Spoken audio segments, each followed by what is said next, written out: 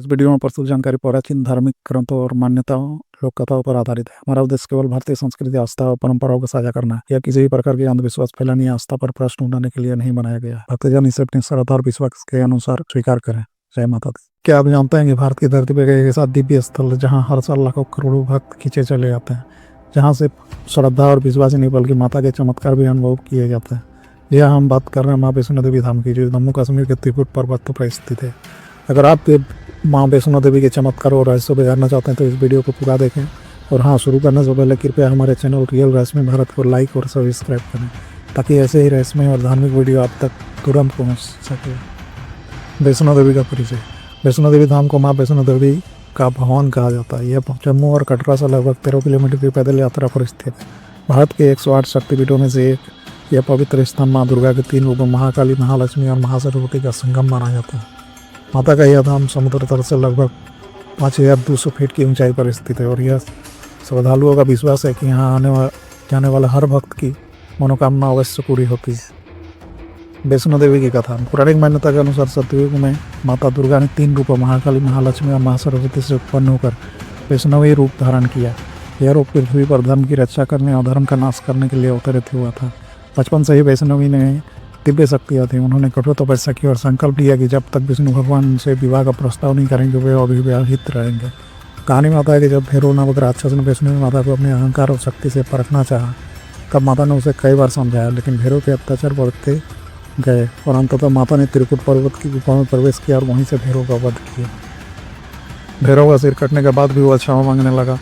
माता ने उसकी प्रार्थना सुनकर कहा, भैरव तुम्हें मोक्ष प्राप्त होगा और जो भी भक्त मेरे दर्शन के बाद तुम्हारे दर्शन करेगा उसकी यात्रा तभी पूर्ण मानी जाएगी। इसी कारण आज भी माँ वैष्णो देवी के दर्शन के बाद भैरवनाथ मंदिर के दर्शन आवश्यक माने जाते हैं। माँ के पवित्र स्वरूप। पिंडी स्वरूप। कटरा से 13 किलोमीटर की यात्रा के बाद जब भक्त माँ के भवन पहुँचते हैं तो उन्हें 3 प्राकृतिक चट्टानों के रूप में माता के दर्शन होते हैं। इन्हें पिंडी कहा जाता है। 1 महाकाली पिंडी, शक्ति और विनाश की अधिष्ठात्री। 2 महालक्ष्मी पिंडी, धन, वैभव और समृद्धि देने वाली। 3 महासरस्वती पिंडी, ज्ञान और विद्या की देवी। यह तीनों पिंडियाँ बिना किसी मानव निर्माण के समय प्रकट है। भक्त इन्हें वैष्णो देवी के रूप में पूजते हैं। यात्रा का महत्व और मार्ग। वैष्णो देवी की यात्रा जम्मू के कटरा से शुरू होती है। यहाँ से भक्त जय माता दी के जयकारों के साथ पैदल, घोड़े, पालकी या हेलीकॉप्टर से भवन तक पहुँचते हैं। यात्रा के प्रमुख पड़ाव इस प्रकार हैं। बाणगंगा, जहाँ माता ने अपने धनुष से गंगा निकाली। चरण पादुका, यहाँ माता के चरणों के निशान है। अर्धकुमारी गुफा, माना जाता है कि माता ने यहाँ 9 महीने तक ध्यान लगाया। संजू चट, भवन पहुंचने से पहले का अंतिम पड़ाव। अंत में भक्त माँ के भवन में पहुंचकर दिव्य पिंडियों के दर्शन करते हैं और फिर भैरवनाथ मंदिर जाकर अपनी यात्रा पूर्ण करते हैं। वैष्णो देवी के चमत्कार। कहा जाता है यहाँ बिना बुलाए कोई नहीं आता। जब माता बुलाती है तभी भक्त यहाँ पहुँचते हैं। माता की गुफा के अंदर प्राकृतिक पिंडियाँ हमेशा गिली रहती है, मानो उनमें जीवन हो। गुफा के भीतर बहने वाला जल पवित्र गंगा की तरह माना जाता है। लाखों लोग यहाँ अपनी मनोकामनाएं पूरी करने का अनुभव कर चुके हैं। भक्ति और आस्था का केंद्र।